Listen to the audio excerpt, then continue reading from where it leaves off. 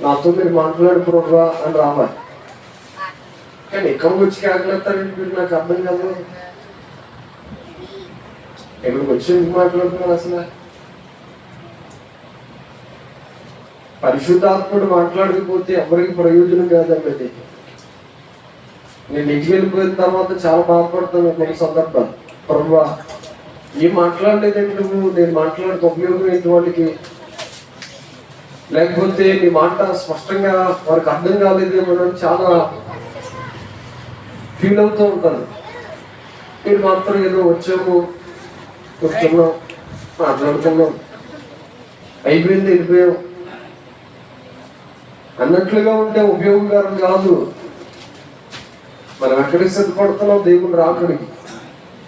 దేవుని రాకడ సమీపంగా ఉందనేది అందరికీ వాస్తవం. యెరూషలేములో 3వ దేవాలయంగా దేవుని పట్టణంలో దేవుడు అద్భుతమైన దేవాలయాన్ని కట్టించుకుంటున్నాడు. కట్టబోతున్న దేవాలయం కట్టబడిన వెంటనే దేవుని రాకడ భూమి మీదకి రాబోతాం. 3వ దేవాలయాన్ని ఆల్రెడీ ప్రారంభిస్తున్నారు అని నేను ఒక అద్భుతమైన యెరూషలేములో ఉంటే ఒక దైవజనుడు వీడియో చేస్తే నేను చూశాను. కాబట్టి దేవుని రాకడ చాలా సమీపంగా ఉన్నదనేది వాస్తవం. మీరు సిద్ధపడను అని అనుకునే మనసు ఉంటే మీరు దేవుని మందిరానికి రాకపోయినా పర్లేదు. సిద్ధపడతాను అనే మనసు ఉంటేనే ఖచ్చితంగా రండి. లోకం శాశ్వతం అనుకునే బ్రతికేస్తాం అని అనుకుంటే లోకంలోనే బ్రతికేయండి. అవుతే చల్లగానైనా ఉండు, వెచ్చగానైనా ఉండని దేవుని వాక్యం ఉంది కదా. ఇక్కడికి వచ్చి అటు ఇటు ఉంటానండి, అన్నీ కావాలండి, దేవుడు అన్నీ ఇస్తాడు, అది వాస్తవం. డబ్బు కావాలన్నా లేకపోతే అవసరతలు తీర్చాలన్నా దేవుడు చేస్తాడు. అయితే ఇక్కడికి వచ్చిన తర్వాత మీరు వేరొక మనస్సు ఉండకూడదు. అది నేను చెప్పేది. రావద్దని కాదు, కానీ ఇక్కడికి వచ్చిన తర్వాత లోక సంబంధమైన మనసు ఉండాలా? ఎవరు ఉండాలా? మరి ఉండకపోతే ఏ మాట మాట్లాడాలి? ఏ మాట మాట్లాడాలి? అందరూ పాడుతూ ఉంటే నువ్వు మాత్రం ఎలా పోతావు? ఏంటిది నీదే మనసు? ఆరాధన చేయండి అని చెప్తా ఉంటే అందరూ కళ్ళు ముట్టి గుడ్ల గుడ్లో తేల్చి చూస్తాం. నా ఉపయోగం ఏంటి? దగ్గరికి వచ్చి సీరియస్గా ఆలోచన చేయండి. ఇక్కడికి వచ్చిన తర్వాత ఉపయోగకరం మనకు ఉంటేనే అది ప్రతిఫలం.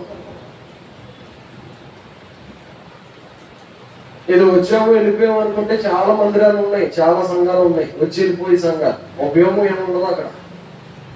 నేను చెప్పే ఉపదేశం ఒకటే, ఉపదేశంలో నాటపడాలి, సంఘంలో స్థిరంగా ఉండాలి, దేవునికి మర్యాదస్తులుగా దేవుడు రాకడ ఎత్తపడాలి అని ఆలోచన ఉంటే రండి, లేకపోతే లేదండి. ఇక్కడికి వచ్చిన తర్వాత కూడా మేము ఆటంకరంగా ఉంటాం పరిచర్యకి, ఇంకా మా మనసును మార్చుకోం, బ్రతుకులు మార్చుకోం అనుకుంటే దేవుని స్తోత్రం. కాబట్టి మీ అందరికీ చేతులు జోడించి మరొకసారి చెబుతున్నాను, దేవుని మందిరానికి రావడం ఎంత ఇంపార్టెంటో వచ్చిన తర్వాత మీ మనసు మార్చుకోవడం కూడా చాలా చాలా ఇంపార్టెంట్, చాలా చాలా అవసరం. కొంతమంది ఆ పాపిష్టి లోక సంబంధమైన సంబంధాలకి వదిలిపెట్టట్లేదు. వచ్చిన తర్వాత కూడా దేవునితో కలిసి గడపవలసిన మనం ఇంకా లోకంలోనే కలిసి గడుపుతున్న పరిస్థితి. కొన్ని విషయాలు మీకు జ్ఞాపకం తెస్తాను దేవుని వాక్యంలో నుండి. దయచేసి నా మనవి ఏంటంటే, మందిరానికి ప్రభువా నాతో మీరు మాట్లాడండి అని రావాలి. ఎలా రావాలి? ప్రభువా నాతో మాట్లాడు ప్రభువా. ఆదివారం వెళ్తున్నాను, ఏదో ఒక మాట పెట్టుకుని మరలి ఇంటికి రావాలి. నాతో మీరు మాట్లాడండి. మనిషిగా మాట్లాడితే ఎవరికి ఉపయోగం కాదు ప్రభువా, నువ్వు మాట్లాడు ప్రభువా అని మనం దేవుని మందిరానికి వస్తే అప్పుడు మనం సెట్ అవుతాం, చాలా మంది సెట్ అవుతారు. స్తోత్రం చెప్పండి. హల్లెలూయా, హల్లెలూయా. ఇక్కడ పాట పాడితే చెప్పలు కొట్టారు. ఆరాధన చేస్తా ఉంటే కళ్ళు మూసి ఆరాధన చేయాలి. వాక్యం చదువుతూ ఉంటే బైబిల్ ఓపెన్ చేసి వాక్యాలు చూడాలి. అంతేగాని నేను క్రమం తప్పి బ్రతుకుతానంటే ఉపయోగకరం మాత్రం కాదు. బైబిల్ చదువుతారు, అందరూ బైబిల్ నేర్చుకుంటారు, కానీ తెరవం. ఏమన్నా బైబిల్ చదివేది ఎందుకు? ఒక తల్లి చదివింది కదా ధ్యాన కీర్తన 13వ కీర్తన చదువుతూ ఉంటే మాత్రం నోరు తెరవట్లేదు అసలు. చాలా నాకు అంతా పట్టిగా అన్ని కీర్తనలు వచ్చేది నాకు, మీరు చదివేది ఏంటి నేను చెప్పేది ఏంటి అన్నట్టుగా నా చూస్తున్నారా? అన్నీ వచ్చే మీకు కీర్తనలో చెప్పండి, మొదటి కీర్తన చెప్పండి అని అంటే ఎంతమంది చెప్తారు? పిల్లలు చెప్తారు మనకు. రెండవ కీర్తన అసలే, ఇక 3, 4 దేవుని స్తోత్రం, 150 హల్లెలూయా. 150 కీర్తనలు ఉన్నాయి. ఒక కీర్తన చెప్పండి ఏం చెప్తావు? పట్టుకోతే అక్షరం ఒక్క లేదు. కాబట్టి వాళ్ళు చెబుతున్నారు వాక్యాలు, మనం చూసో చూడకపోయినో అది చదువుతూ ఉంటే మనకైనా ఒక ముక్కైనా హృదయంలో గుర్తుంటుంది. బైబిల్ తెరవకుండా ఇలాగే నాకు సీరియస్గాను ఏంటి ఇంకా అవగొట్టవారిగా చూస్తే ఉపయోగం ఏమవుతుంది? దేవునికి స్తోత్రం, హల్లెలూయా. బైబిల్ తెచ్చిన వారందరూ చేతులు ఎత్తి స్తోత్రం చెప్పండి, హల్లెలూయా, హల్లెలూయా. ఈ పరిశుద్ధ లేఖనాలు పైకెత్తి ఒక మాట దేవుని వాక్యాన్ని చూసే ముందుగా ఒక మాట అందరూ బైబిల్ పైకెత్తండి. ఈ బైబిల్ పైకెత్తి ఒక మాట చెప్పండి, ప్రియమైన పరిశుద్ధాత్ముడా. అందరూ చెప్పండి, ప్రియమైన పరిశుద్ధాత్ముడా నాతో మీరు మాట్లాడు, మాతో మీరు మాట్లాడు, అందరితో మీరు మాట్లాడు. యేసు నామములో ఈ వాక్యం అన్ని నామముల కన్నా పైన ఉన్నది. అలాంటి నామాన్ని నేను స్తుతిస్తున్నాం. యేసు నామములో వాక్యం ద్వారా మాతో మీరు మాట్లాడండి. యేసు నామములో ప్రార్థిస్తున్నాం తండ్రి, ఆమేన్. దేవుని వాక్యాన్ని ఒక మాట మనం చూద్దాం. చూడండి, పరిశుద్ధ లేఖనంలో యోహాను సువార్త, క్రొత్త నిబంధనలో ఉన్న యోహాను సువార్త 14వ అధ్యాయం, 18వ వచ్చిన భాగాన్ని చదువుతాం. మిమ్మును అనాథులుగా విడువను, మీ యొద్దకు వచ్చును. కొంతకాలమైన తరువాత ఆ లోకము నన్ను మరి ఎన్నడూ చూడదు. చాలండి. ఆ కింద మాట కూడా చదవండి. అయితే మీరు నన్ను చూతురు, నేను జీవించుచున్నాను గనుక మీరును జీవింతురు అనే మాటను చదువుతుంది. యోహాను సువార్త అపోస్తలుడైన యోహాను గారు, అనగా దేవుని శిష్యులో యోహాను గారు ఒక శిష్యుడు. ఈ యోహానే దేవుని రొమ్మును ఆనుకున్న వాడిని దేవుని వాక్యములో. ఈ గ్రంథాన్ని రాసిన ఆయనే దేవుని రొమ్మును ఆనుకునే ప్రియమైన దైవజనుడు. ఈయన 5 పత్రికలు రాశాడు. చెప్పాలి, యోహాను సువార్త, తర్వాత ఏం రాశాడు? మొదటి యోహాను పత్రిక, 2వ యోహాను పత్రిక, 3వ యోహాను పత్రిక, ప్రకటన గ్రంథం. యోధా గ్రంథం, యోధా గారిని యోధా రాశాడు. ప్రకటన గ్రంథం మొత్తం 5 రాశాడు. పరిశుద్ధ లేఖనములో 5 రాసింది మరొక దైవజనుడు ఉన్నాడు. ఆయన పేరు చెప్పాలి. అవి ఏం తెలియదు కానీ 5ంటికి ఏమవుతుందో మనకు తెలుసండి అని మీరంతా. 5ంటికి ఏమవుతుందో తెలుసు. అదే పురుషులైతే 5ంటికి ఎలా లెగిసి ఆటకి వెళ్ళాలో మనకు తెలిసింది అని చెప్తారు. నేను అడిగేది ఒకటి, యోహాను గారు 5 రాశాడు. ఒకటి యోహాను సువార్త, యోహాను రాసిన మొదటి పత్రిక, 2వ పత్రిక, 3వ పత్రిక, ప్రకటన. మొత్తం ఎన్ని? 5. ఈ 5 కాకుండా మరొక దైవజనుడు 5 రాశాడు బైబిల్. ఎవరైనా ఏమో నాకేం తెలుసు. మోషే గారండి. దేవుడికి స్తోత్రం చెప్పండి, హల్లెలూయా. ఎవరు రాశారు? మోషే గారు రాశాడు. ఆదికాండం, నిర్గమాకాండం, లేవీకాండం, సంఖ్యాకాండం, ద్వితీయోపదేశకాండం. ఈ 5 ఎవరు రాశారు? మోషే గారు రాశారు. ఇక్కడ ఈ దైవజనుడేమో దేవునితో చాలా అంటగట్టబడి, లేకపోతే దేవుని శిష్యుల్లో 12 మందిలో దేవునితో కలిసి చాలా దగ్గర సంబంధాన్ని కలిగి ఉన్న దైవజనుడు ఈయన. మోషే గారేమో ద్వితీయోపదేశకాండంలో ఆయన ద్వితీయోపదేశకాండం వరకు 5 కాండాలు ఆయన రాశాడు. 2 దైవజనుల కోసం కొన్ని విషయాలు చెప్పి 2 దైవజనులు రాసిన కొన్ని మాటలు చెప్తాను. చూడండి, ఈ మాటలా బట్టి ద్వితీయోపదేశకాండం 23వ అధ్యాయం 21వ వచనాన్ని కూడా చదవండి. ద్వితీయోపదేశకాండం 23వ అధ్యాయం 21వ వచనం. 23:21. నీవు నీ దేవుడైన యెహోవాకు మొక్కుకొనిన తరువాత ఆ మొక్కుబడిని తరువు చేయకూడదు. నీ దేవుడైన యెహోవా తప్పక నీ వలన దానిని రాబట్టుకొనును, అది నీకు పాపమగును. చాలు. మొదట యోహాను రాసిన సువార్తలో ఒక మాట చదువు. అది ప్రభు అయిన యేసుక్రీస్తు భూమి మీద ఉన్నప్పుడు. I should explain. మీరు తలపైకి ఎత్తి నా వైపు చూడండి, నేను చెప్తాను జరిగిన సంగతి. యేసుక్రీస్తు ప్రభు వారికి 12 మంది శిష్యులు ఉన్నారు. ఈ 12 మందిలో యోహాను గారు అంటే చాలా అపరిమితమైన ప్రేమ. పేతురు గారు అన్న ప్రేమే, కానీ యోహాను గారికి దగ్గరగా దేవుణ్ణి ఆనుకొని ఉండడం అంటే ఇష్టం. యేసయ్య ఎక్కడ కూర్చుంటే ఆయన భుజాన్ని పక్కనే ఆనుకుని కూర్చుంటాడు. యేసయ్య అంటే ఏంటి? వాక్యమే కదా, వాక్యమే దేవుడై ఉన్నాడు కదా. యోహాను గారికి వాక్యం అంటే చాలా పిచ్చి, మన భాషలో చెప్పాలంటే.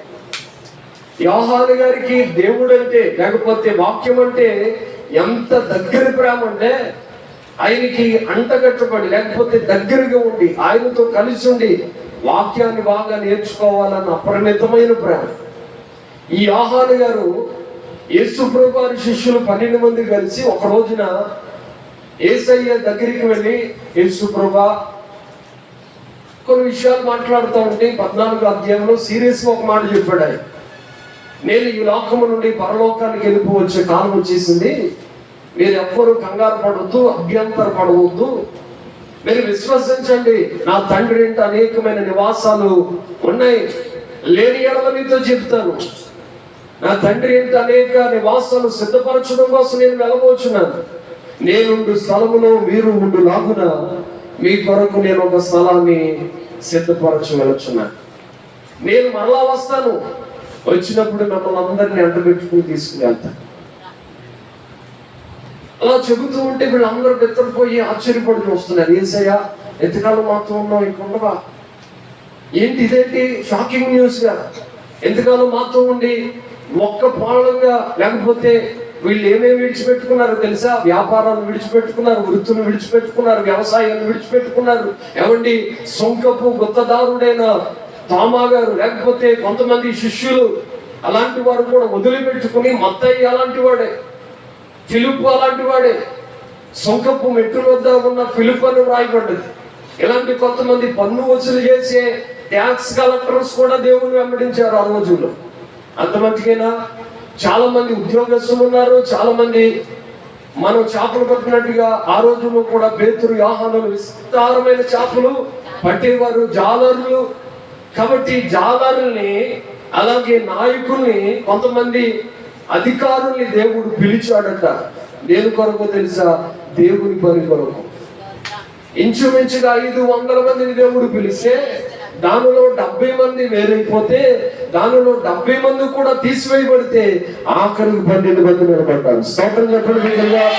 హల్లెలూయా. 500 మందిని పిలిచాడు దేవుడు.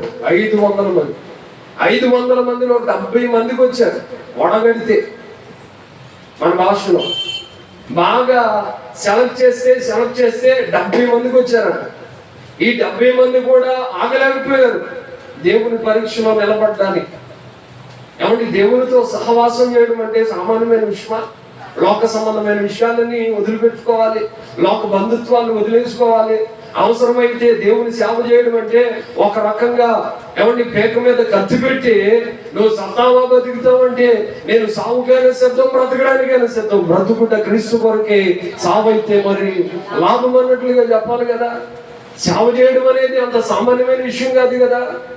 కాబట్టి 70లో కూడా వేరుపాటు చేస్తే, చాలా మందిని ప్రత్యేకపరిస్తే 12 మంది మిగిలారు. ఎంతమంది? 12 మంది మిగిలారు. మొట్టమొదటిగా పిలిచిందేమో 500 మంది, వేరుపాటు చేసిందేమో 70 మంది. 70 మందిలో కూడా బాగా, మీరు ఏమని చెప్పాలంటే బాగా ఫైనల్ స్టేజ్ అనమాట. ఇంక అంతకన్నా ఆ తారాస్థాయి ఇంకేమీ ఉండదు. కీబోర్డు పట్టుకున్నప్పుడు ఒక నోటిని తారాస్థాయి అంటారు. అదే ఇంకా హైపిచ్ అన్నమాట. దానికన్నా ఎక్కువగా పాడలేను, ఇంకా ఎవరు కూడా దానికన్నా ఎక్కువగా పాడలేదు. నేను అదే మాటని ఇక్కడ కన్వర్ట్ చేసి ఏమంటున్నానంటే, అదే లాస్ట్ 12 మంది, వీళ్ళకన్నా గొప్పోళ్ళు భూమి మీద ఇంకెవ్వరు కూడా ఉండరు. దేవునికి స్తోత్రం, హల్లెలూయా. వారికి పెట్టబడిన పేరేంటో తెలుసా? భూమిని తలకిందులు చేయి వారు ఇక్కడ కూడా వచ్చి ఉన్నారు అనే వ్రాయబడి. ఏంటంటే ఏం చేస్తారంటే వీళ్ళు భూమిని తలకిందులు చేసేస్తారంట అవసరం పెట్టి. అంత గొప్పోళ్ళు. ఈ 12 మంది యేసు ప్రభువు వారి దగ్గర నిలబడి, ఒక్కసారిగా నేను మీతో కలిసి 3.5 సంవత్సరాల పాటు ఉన్నాను, నేను తండ్రి వద్దకు వెళ్ళిపోతున్నాను అని అడగగానే ఇస్కరియోతు యూదాకి డౌట్ వచ్చింది. యేసయ్య, నువ్వు తండ్రి వద్దకు వెళ్ళిపోతానంటున్నావు, మరి ఇదిగో తండ్రి మీరు కలిసే ఉన్నారా లేకపోతే వేరుగా ఉన్నారా అని అంటే, వెంటనే ఏమన్నారో తెలుసా? నేను తండ్రి ఇద్దరము కలిసే ఉన్నాం, తండ్రి నా యందు నేను తండ్రి యందు కలిసి ఉన్నామని గుర్తుపెట్టుకోండి. ఒక చక్కటి మాట ఇక్కడ రాయబడి ఉంది 14వ అధ్యాయం చూడండి. మీరు నా యందు వచనం చెప్పండి. 14:19 చదువుతారా? యేసు ఫిలిప్ అడుగుతున్నాడు, చూడండి, నేను ఇంతకాలము మీ యొద్ద ఉండినను నీవు నన్ను ఎరుగవా? నన్ను చూచిన వాడు తండ్రిని చూచి ఉన్నాడు గనుక తండ్రిని మాకు కనపరచుమని ఎలా చెప్పుచున్నావు? తండ్రి యందు నేనును నా యందు తండ్రియు ఉన్నామని నీవు నమ్ముటలేదా? నేను నీతో చెప్పుచున్న మాటలు నా అంతటా నేనే చెప్పుటలేదు, తండ్రి నా యందు నివసించుచు తన క్రియలు చేయుచున్నాడు. తండ్రి యందు నేనును నా యందు తండ్రి ఉన్నామని నమ్ముడి. ఎవరి యందు ఎవరున్నారట? తండ్రి యందు యేసుక్రీస్తు ప్రభువారు, యేసుక్రీస్తు ప్రభువారు యందు తండ్రి. ఎందుకీ తండ్రి ఎవరు అని మీరు అనుకోకుండా, ఆయన దేవుడు అని అనుకోకండి. మీకు తెలుసు, తెలియని వారికి చెప్తున్నాడు. తండ్రి, కుమార, పరిశుద్ధాత్మ దేవుడుగా బైబిల్లో ప్రత్యక్షమయ్యాడు. వీళ్ళెవరు ముగ్గురుగా అంటే ముగ్గురు కాదు, త్రిత్వంలో ఏకత్వం అన్నమాట. ఆయన ముగ్గురై ఉన్నాడు, ముగ్గురుగా కనిపిస్తాడు, కానీ ఒక్కడే దేవుడు. స్తోత్రం చెప్పండి బిడ్డలుగా. హల్లెలూయా, హల్లెలూయా. ఉదాహరణకు ముందుగా తీసుకుంటే దానికి 3 కళ్ళు 4 కళ్ళు ఉంటాయి. ఆ 3 కళ్ళనే మనము ముంజికాయలు అని అంటామా? 3 కళ్ళని పట్టుకుని దాన్ని ఏమంటాం? ముంజికాయ అంటాం. 3 కళ్ళు ఉన్నాయి కదండి, ముంజికాయలు. వాడికి ఒక కాయ ఇస్తే నాకు ముంజికాయలు ఉన్నాయి అని అంటాడా? అన్నాం. ఒకవేళ అన్నాడంటే అది పూర్తిగా తెలియదు అంట. యేసుక్రీస్తు ప్రభువారు కూడా ముగ్గురు ఉన్నారు లోపల, కానీ ఒక్కడు మాత్రమే పైకి కనిపిస్తాడు. స్తోత్రం కలుగునుగా. హల్లెలూయా. ఆయనే మనం ఆరాధిస్తున్న ప్రభువైన యేసుక్రీస్తు. ప్రభువా అని పిలిచిన, తండ్రి అని పిలిచిన, పరిశుద్ధాత్మ దేవుడా అని పిలిచిన ఆయన మన మధ్యలోకి దిగి వస్తాడు. స్తోత్రం చెప్పండి బిడ్డలుగా. హల్లెలూయా, హల్లెలూయా, హల్లెలూయా. నిశ్చయముగా దేవుని ఆత్మ మన మధ్యలో పనిచేయును గాక. ఆమేన్, హల్లెలూయా, హల్లెలూయా.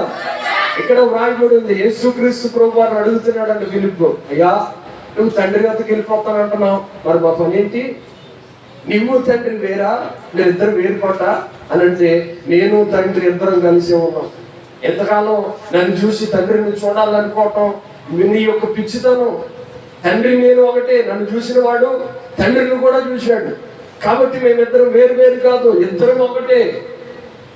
నేను మిమ్మల్ని అనాథులుగా విడిచిపెట్టను, నేను మీతో కలిసి సదాకాలము ఉంటానని చెప్పాను. అక్కడ ఇస్కరియోతు యోధాతో కొన్ని మాటలు కూడా 20వ వచనాన్ని చదివితే అక్కడ కనిపిస్తాయి. 20వ వచనం కదా, చదువు. నేను నా తండ్రి యందును మీరు నా యందును నేను మీ యందును ఉన్నామని నా ఆజ్ఞలను అంగీకరించి వాటిని గైకొని వాడే నన్ను ప్రేమించేవాడు నా తండ్రి వలన ప్రేమింపబడును. నేను వానిని ప్రేమించి వానికి నన్ను కనపరుచుకుందునని చెప్పెను. ఇస్కరియోతు యోధా,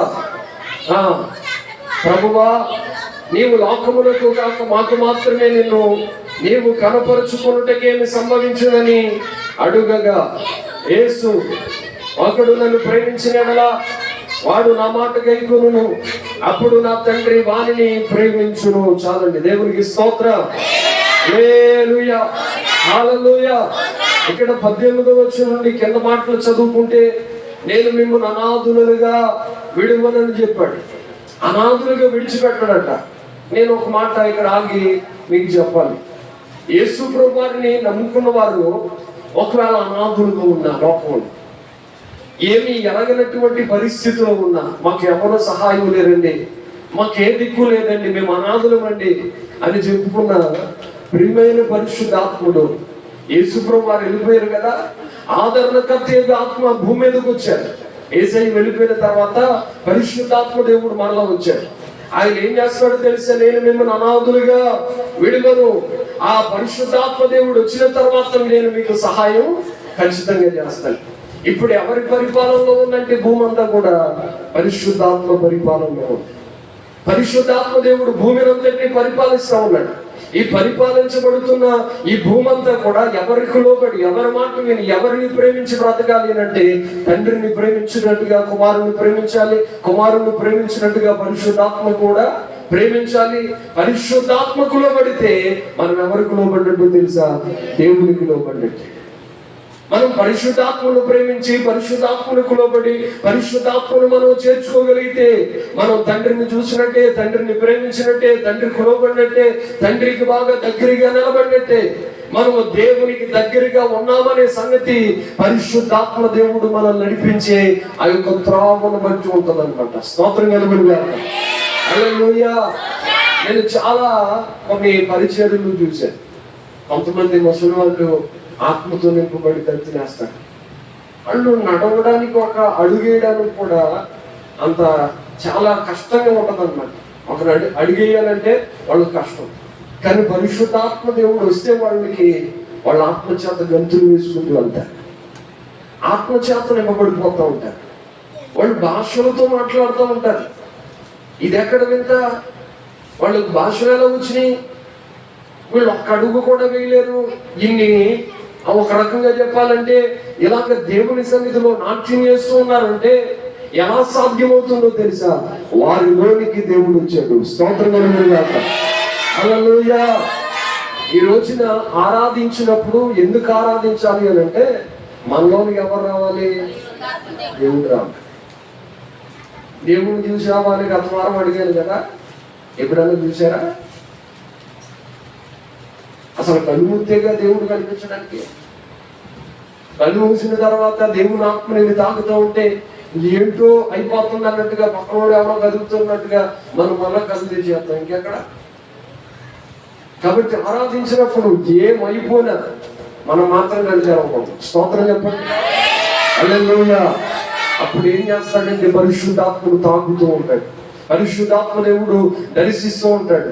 ఆయన అగ్నిగాను, ఎలాగ అపోస్తలుల కార్యంలో అగ్నిగా విభాగింపబడి వారందరి మీద రాళ్ళగా వారందరూ పరిశుద్ధాత్మతో నింపబడుతూ అన్ని భాషలతో మాట్లాడుతూ దేవుని శక్తిలో వారందరూ కూడా దేవుని ఆత్మతో నింపబడిన వారై వారందరూ క్రొత్త భాషలు మాట్లాడేశారట.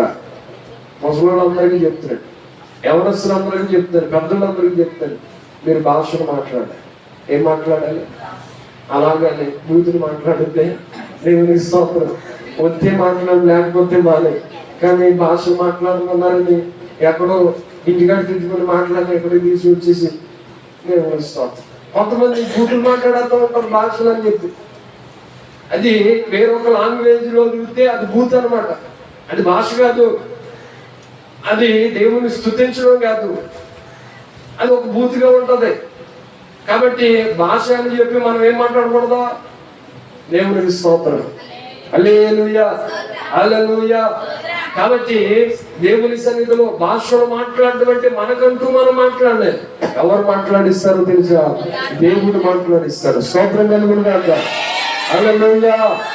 అందుకని అడగాలి, యేసయ్యా నాలోనికి రండయ్యా, నాలోనికి రండయ్యా అని అడిగితే ఆయన మనలోనికి వస్తాడు. మన భాషలతో దేవుని స్తుతిస్తాం. భాషలు మాట్లాడేవాడు దేవుని స్తుతించినట్టే, దేవుని ఆరాధించినట్టే. కాబట్టి దేవుని స్తుతిస్తూ ఉంటాం. అయితే ఇక్కడ దేవుని మాటల్ని జ్ఞాపకం చేస్తున్నాను. దేవుడు మనల్ని అనాథులకి విడిచిపెట్టలేదు. లోకం మనల్ని వదిలిపెట్టినా, లోకం మనల్ని విడిచిపెట్టినా, లోక సంబంధికులు మనల్ని వదిలేసినా, మనకు కావాలనుకున్న వారిని విడిచిపెట్టి వెళ్ళిపోయినా కానీ మనల్ని విడిచిపెట్టని దేవుడు, సదాకాలం మనతో ఉంటానని వాగ్దానం చేసిన దేవుడు, మనం ఆరాధిస్తున్న ప్రభువే యేసుక్రీస్తు. ఆయన మనల్ని విడిచిపెట్టని వాడు. స్తోత్రం కలుగునుగాక. హల్లెలూయా, హల్లెలూయా. ఒక రోజున ఒక మామగారంట ఇంట్లో ఉంటే ఒక దొంగోడు శుభ్రంగా వచ్చి కనవేయడానికి వచ్చేసి, దొంగడు వచ్చి ఆ ఇంటి వెనకాల అప్పుడైతే మట్టుకోవాలి కదా, ఇప్పుడైతే మట్టుకోవాలి ఏమి లేవు, సిమెంట్ ఇరుముతో శుభ్రంగా కట్టేసుకోండి కాబట్టి మట్టుకోవాలి నీళ్ళలాగా తొమ్మిదవ ప్రారంభించడానికి గుణం తీసుకుని తొమ్ముతూ ఉంటే ఒక పాట పడిపోయింది, రెండో పాట పడిపోయింది. దేవుడు స్తోత్రం. ఒక 4 భాగాలు అనుకోండి గోడ, ఇలా కట్టబడిన గోడ 4 భాగాలు అనుకోండి. ఇంచుమించుగా 3 భాగాలతో వేశాడు. ఈ మామూలుగా శబ్దం వినపడుతూ ఉంది. మొసంలో ఒక్కదే ఉంది ఇంట్లో. ఆ చుట్టింట్లో ఉండి అలాగే ఆలోచన చేస్తూ లేచి కూర్చుని మంచం మీద, మనమైతే గట్టిగా గాగలు ఎత్తే బాగుంటుందేమో అని అనుకుంటాం. వాళ్ళు గాగలేదు బాబోయ్, దొంగడు చేయి బాబోయ్ అన్నప్పటికీ వీడు మన మీదకి వచ్చేసి కట్టెట్టేస్తాడు. దేవుని స్తోత్రం, అన్ని అడిగిపోతాడు, అన్ని జరిగిపోతాయి. కాబట్టి సంయోచితంగా ఆలోచన చెయ్యాలి. అది ఎవరిస్తారో పరిశుద్ధాత్మ దేవుడు ఇస్తారు. అయితే అనాదిగా ఉన్న ఈ మామ దగ్గరికి దొంగడితే దోచుకోవడానికి తవ్వుతూ ఉంటే ఇంచుమించుకు 3 భాగాలతో వేసిన తర్వాత ఈ మామ లేచి కూర్చుని అంటుందంట, ఇరుగు చల్లన, పొరుగు చల్లన, ఇంటెడు చల్లన, దొంగోడు చల్లన.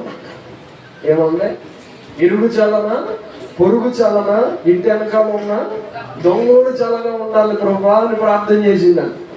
వెంటనే వాడు తవ్వుతా ఉన్నవాడు, కన్నవేయడానికి వచ్చిన వాడు గుణం అక్కడ ఆడేసి, మా అమ్మ నన్ను ప్రేమించి నేను సరళంగా ఉండాలని కోరుకుంటున్నా, ఈ మా అమ్మ దగ్గర ఏం పొందుతానని చెప్తామని వదిలేసి వెళ్ళిపోయాడంట. స్తోత్రం చెప్పండి. హల్లెలూయా, హల్లెలూయా. ఏమండి, దేవుడు అనాథులకి విడిచిపెట్టాడు ఆ తల్లిని. ఒక ఉపాయాన్ని చెప్పి, ఒక ఆలోచన చెప్పి వెంటనే అద్భుతాన్ని చేసి పెట్టాడు కదా.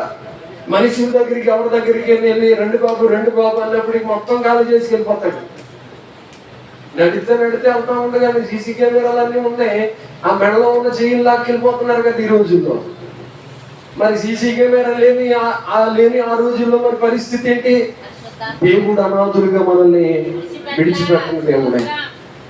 నిన్ను నన్ను కూడా ఒకవేళ మనుషులు ఎవరో సహాయం చేయకపోయినా, ఎవరు మన దగ్గరికి రాకపోయినా, అర్జెంటుగా మనకు ప్రమాదం వచ్చి పడితే ఎవరు మనకు సహాయం చేసే దిక్కు లేకపోయినా, మనం పడి ఉన్న స్థితిలోనే మన దగ్గరకు వచ్చి నేను నిన్ను అనాథుగా విడిచిపెట్టను, నేను నీకు సహాయం చేస్తానని చెయ్యి పెట్టి నిలబెట్టింది మనం ఆరాధిస్తున్న ప్రియమైన పరిశుద్ధాత్మ దేవుడు. దేవుడికి స్తోత్రం చెప్పండి. హల్లెలూయా. చేతులెత్తి స్తోత్రం చెప్పండి. హల్లెలూయా. మనం ఆరాధిస్తున్న దేవుడు చాలా గొప్పడు. ఎందుకనంటే మనం అనాథులకు ఎప్పటికీ విడిచిపెట్టలేదు. ఆయన మన అనాథులకు విడిచిపెట్టలేదు. ఒక ఉదాహరణ చెప్తాను. దావీదు జీవితంలో గొర్రెల కాపురంగా ఉన్నాడు. గొర్రెల కాపురంగా ఉన్న దావీదుని వెంటనే పిలిచి వాళ్ళ తండ్రి గారు, అదే నాన్న, ఇదిగో మీ అన్నలు అక్కడ వెంటనే ఆఫీసులోకి ఉన్నారు కదా, క్యారేజ్ పట్టుకెళ్ళరా అన్నారు. వెంటనే క్యారేజీలు 2 బొంబాయి అంట 2 చేతులు తీసుకుని దావీదు గారు నడితే, చిన్నపిల్లడు కాదు, మరి పెద్ద ఆయన కాదు. అలాగ ఆడుకుంటూ అందరేమో ఒక ఫ్రెండ్కి అప్పగించి చక్కగా ఆడుతూ పాడుతూ వెళ్తా ఉన్నాడు. వెళ్ళిన తర్వాత అక్కడ చూస్తూ ఉంటే శత్రువేమో ఆ చప్పలు జరుస్తూ చాలా మందికి విపరీతంగా చెబుతున్నాడు, మీరు ఎవరైనా నా మీదకి వస్తారా? దేవుడు దూషిస్తున్నాడంట, దేవుని అధికారం దూషిస్తున్నాడంట, నాయకులు దూషిస్తున్నాడంట. ఎవరన్నా నా మీదకి రండి, నన్ను గెలిపిస్తే మా రాజ్యాన్ని అంతా అప్పగించేస్తాను రండి అని సవాల్ చేస్తా ఉంటే ఎవరు కూడా ఆయన దగ్గరికి వెళ్ళలేకపోతుంది.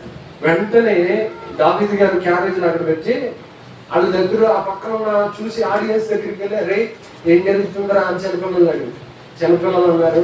ఏం లేదు, పలానా ఆయన ఇంచుమించుగా 1 రోజుల నుండి దెబ్బలు జరుగుతా అందరినీ భయపెట్టేస్తున్నాడు. అప్పుడు భయపడిపోతున్నారు. రాజుగారు భయపడిపోయి తలుపులు వేసేసుకున్నాడు, బయటికి రావట్లేదు. ఏ అధికారం కూడా బయటికి రావడానికి ఇష్టపడలేదు, వాడిని గెలవడానికి శక్తి మాకు లేదు అని అందరూ చెప్తా ఉంటే, మనం కూడా ఇక్కడ ఉన్నాం కదా, అన్ని దగ్గరికి వెళ్దామని ఆగి వాళ్ళ దగ్గరికి వెళ్ళి అన్న ఏం జరుగుతున్నానయ్యా అని అంటే, అసలు నిన్ను ఎందుకు రాపించారు, ఇక్కడ ఎందుకు వచ్చావు నువ్వు అని చాలా చులకనగా మాట్లాడారు. నువ్వు ఎందుకు రావాలి ఇక్కడికి, ఎందుకు వచ్చావు, నువ్వు యుద్ధం బాగా జరుగుతున్నప్పుడు నువ్వు ఇక్కడ రాకూడదని నీకు తెలీదా, అసలు ఎవరితో మాట్లాడుతున్నావు నువ్వు? దావీదు మహారాజు అండి, కాబోతున్న రాజుగారితో చిన్నాయనని చాలా తక్కువగా మాట్లాడుతున్నాడు. అంటే జరగబోతున్న సంగతి ఎవరికి తెలీదు, తన అన్నలకి తెలీదు.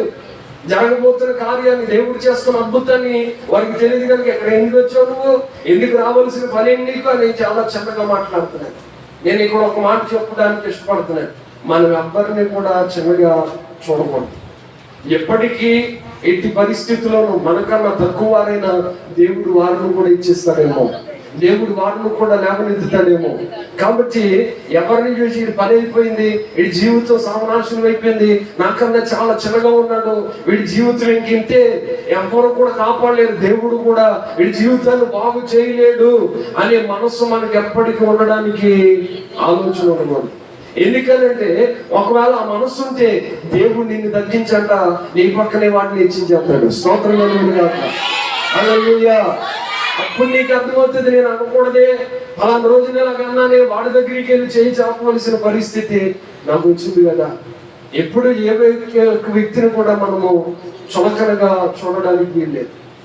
దేవుడు అందరికీ కావాలి. ఏమండి, దేవుడు అందరికీ కావాలి, దేవుడు అందరికీ కావాలి, దేవుడు అందరికీ సహాయం చేస్తాడు. అందరూ కూడా దేవుడికి కావాలి. మనల్ని ఎవరిని కూడా అనాథలుగా చేయలేదు, దేవుడు విడిచిపెట్టలేదు. అయితే అక్కడికి వెళ్ళిన తర్వాత అలాగా అన్నారు, అలాగా నన్ను ఏలుకోమంటారా అని క్యారేజీలు అక్కడ పెట్టి మీరు తినరా అని డైరెక్టర్గా రాజు దగ్గరికి వెళ్ళిపోయాడు. రాజు దగ్గరికి వెళ్ళి దావీదు అంటాడు, అయ్యా ఒక్క ఛాన్స్ ఇచ్చటం అంటే ఆ సున్నతి లేని ఫిలిష్తీయుడు ఎంతటి వాడు, ఆ సున్నతి లేని ఫిలిష్తీయుడు ఎంతటి వాడండి. అక్కడ ఒక మాట మాట్లాడాడు, మన దేవుణ్ణి దూషిస్తున్నాడు వాడు. ఏమన్నాడో తెలుసా? సర్వశక్తివంతుడు దేవుణ్ణి దూషిస్తున్నాడు, ఆ సున్నతి లేని వాడు ఎంతటి వాడు అని మాట్లాడుతుండగానే సౌలుతోనూ ఎలా నువ్వేం చేస్తా అని అలా చెప్తున్నాడు. నేనేం చేస్తానని చెప్తున్నా, ఒకసారి అండి మా గొర్రెల మంద మీదకి ఒక ఎలుగుబంటి వచ్చింది, పారిపోయావా? లేదండి. ఏం చేశాడో తెలుసా? దాన్ని రెండిట్లుగా చీల్చేశాడు. ఎలుగుబంటిని చీల్చేశానండి, దేవుడు నాకు శక్తినిచ్చాడు అని అంటే అవునా అని ఆశ్చర్యపోయిపోయాడు. వెంటనే దానితో పాటు ఆగిపోయావా? సింహం ఒక రోజున వచ్చింది, ఆ సింహాన్ని కూడా 2 భాగాలుగా విభజించేశాను. నా దేవుడు నా పక్షాన్ని నుండి 2 యుద్ధాలు చేశాడు, రెండింటిలో దేవుడు విజయాన్ని ఇచ్చాడు. ఆ సున్నతి లేని వాడు ఇన్ని రోజులు మిమ్మల్ని భయపెడతా ఉంటే మీరు ఏం చేస్తున్నారు ఇక్కడ అని ఒక్క మాట సవాల్ విసిరి, నేను ఎంతో నన్ను పంపించానంటే, వరి బాబు ఈడెప్పుడు ఎంతో నన్ను పంపించాను రా అని వదిలేశాడు. అందరు రాజుగారిని చూసి ఆడి చిన్నపిల్లడు ఆడెళ్తే ఏం చేస్తాడు, ఈ రాజుగారి కన్నా మైండ్ ఉన్నాను కదా, ఏం చేసుకొస్తాడు, వాడు చేసుకుని వస్తాడు అని అందరూ చూస్తా ఉంటే ఈయన నాకు ఈ యొక్క డాలు వద్దు, కత్తి వద్దు, ఏమి వద్దని ఓన్లీ వరిసెలను ఒక గులకరాయి వేసుకుని వెళ్ళిపోయాడట. ఒక చిన్న గులకరాయి పెట్టుకుని వెళ్ళి ఒడిశాలతో విసిరి కొట్టగా ఏమైందో తెలుసా? యుద్ధములో వాస్తవానికి ఇక్కడ తగలగానే ఇలా కొట్టిన వ్యక్తి ఎలా పడాలి? వెనకాలకు పడాలి. ఎవరి ఇలా తల్లితే ఏమైపోవాలి? వెనకాలకు పడాలి. కానీ గొలియాతు ఎదరికి పడ్డాడట. గొలియాతు ఎదరికి పడడానికి గల కారణం ఏంటో తెలుసా? యుద్ధం ఎవరిదని చెప్పాడు? యెహోవాదే. స్తోత్రం కలుగుగాక. హల్లెలూయా. మనుషులందరూ మనల్ని వదిలిపెట్టి యుద్ధం చేయడానికి వారికి శక్తి లేనప్పుడు, బలం లేనప్పుడు, మనుషుల మీద ఆధారపడకుండా మనం అనాథులం అయిపోయిందేమో, మన స్థితి అయిపోయిందేమో, మన పరిస్థితి ఇంకెంతేనేమో, నేను వారికి శత్రువులకు అప్పగించబడవలసిన సమయం వచ్చేసిందేమో, మా పరిస్థితి అంతా ఇంకెంతేనేమో, దాసులుగా ఉండిపోవాలేమో అని అనుకోవడానికి వీలు లేదు. ఎందుకు తెలుసా? మనం ఆరాధిస్తున్న దేవుడు యుద్ధం చేయడానికి సిద్ధంగా ఉన్న దేవుడు. స్తోత్రం కలుగుగాక. హల్లెలూయా. ఆయన యుద్ధం చేశాడంట. కాబట్టి ఒక్క రాయితో కొట్టాడు. ఏమండి, ఎలా పడవలసిన ఆయన ఎదరికి ఒక్క బోర్లో పడిపోయాడు. ఆడి కత్తితోని ఆడితలం గారికి ఇజ్రాయేల్ ప్రజలకి బహుమతిగా తీసుకుని. ఎందుకే దావీదు పక్కన ఉన్నవాడు అనాథ, లేకపోతే దేవుడు ఆయనకి సహాయకుడుగా ఉన్నాడా? దేవుడు అద్భుతమైన సహాయం. దావీదు అనాథ, యుద్ధంలో ఒక్కడే వెళ్ళాడు కాబట్టి అనాథ. అని అనుకోవాలి. మనమైతే అనుకుంటాం, కానీ దావీదు మాత్రం అనాథ కాదండి. మరొకసారి చెప్తున్నాను, ఎలాంటి ప్రతికూల పరిస్థితుల్లోనైనా దేవుడు మీ చెయ్యి విడిచిపెట్టడు. దేవుడు మన చెయ్యి విడిచిపెట్టలేదు. మనం అనాథలుగా ఆయన వదిలిపెట్టలేదు. ఒకవేళ మనుషులందరూ వదిలేసి వెళ్ళిపోతున్నా కానీ దేవుడు నాతోనే ఉన్నాడు అనే నిరీక్షణ అనుకుంటే మనతో ఖచ్చితంగా ఆయన ఉంటాడు. అయితే ఆయన ఉంటే నేనేం చేయాలి పాస్టర్ గారు? ఆయన ఉండాలంటే మనం ఏదో ఒకటి చేయాలిగా. ఊరికనే ఉంటాడా? చెప్పరండి. ఏమండి, దేవుడు ఉండాలంటే మనం ఏదో ఒకటి చేయాలా వద్దా? ఇప్పుడు ఉదాహరణకి ఎవరైనా అధికారం మన ఇంటికి వచ్చి ఉండాలంటే మన ఇంటికాడ ఆ యొక్క వసతులు ఉండాలి వద్దా? ఉంటేనే ఉంటాడు, లేకపోతే ఎన్ని రోజులు ఉంటాడు? అన్నీ వెళ్ళిపోతాడు. బాబు ఈ పొరకలో నేను అక్కడ తిరుగుతాడా బాబు అవుతుందని మాకు శిరకు వచ్చేస్తుంది. నిజంగా ఈ పొరకలో మేము అక్కడ తిరిగేది, అక్కడ రోడ్లు సిమెంట్ రోడ్లు తీసుకుని ఎక్కడికి వచ్చి ఏం తిప్పాలరా బాబు అని మాకేనిపిస్తుంది. మా ఇంటికి ఎవరైనా వస్తారా అక్కడికి? ఈ పొరకలోకి ఎవడొస్తాండి అని విజయవాడ పట్టు దారం వెళ్ళిపోతాడు. దేవుడు ఇస్తాం ఏమన్నంటే టాటా బాయ్ బాయ్ పాస్టర్ గారు ఎలా కూర్చున్నారంటే ఇంకా రారు. ఖర్చుపోయిందని అనుకోవద్దు. కొంతమంది రాకపోవడానికి చాలా మంచిది, ఖర్చు లేని పని అని అనుకుంటారు. మేము అలాగ అనుకోవట్లేదు. బాబు ఇక్కడ మాకు ఎందుకు వచ్చిన ఎప్పుడో అవసరానికి ఎప్పుడు వెళ్ళిపోతామని బాధపడుతున్నాం.